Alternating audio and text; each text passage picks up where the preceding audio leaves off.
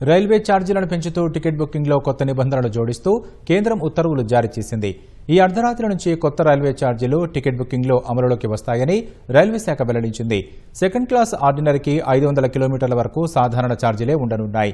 501 నుంచి 1500 కిలోమీటర్ల వరకు టికెట్పై ₹5, 1500 నుంచి 2500 కిలోమీటర్ల వరకు ₹10, 2501 నుంచి 3000 కిలోమీటర్ల వరకు టికెట్పై ₹15 చొప్పున పెంచినట్లు ఉత్తర్వుల్లో రైల్వే శాఖ పేర్కొంది.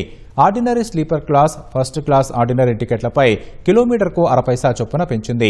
మెయిల్ లేదా ఎక్స్ప్రెస్ రైళ్లలో నాన్ ఏసీ తరగతులపై 1 పైసా, అన్ని ఏసీ తరగతులపై కిలోమీటర్కు 2 పైసల చొప్పున పెంచుతున్నట్లు రైల్వే శాఖ తెలిపింది.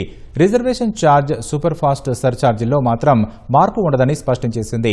ఇప్పటికే రిజర్వేషన్ చేసిన టికెట్లకు పెంచిన ఛార్జీలు అమలు కావని తెలిపింది. తత్కాల్ టికెట్ల బుకింగ్కు ఆధార్ను తప్పనిసరి చేసిన రైల్వే శాఖ జూలై 1 నుంచి అమల్లోకి తీసుకురావాలంటూ అన్ని జోన్ల మేనేజర్లకు సర్క్యులర్ జారీ చేసింది. దీంతో ఈ అర్ధరాత్రి 12 గంటల నుంచి పెంచిన రైల్వే ఛార్జీలు అమల్లోకి రానున్నాయి.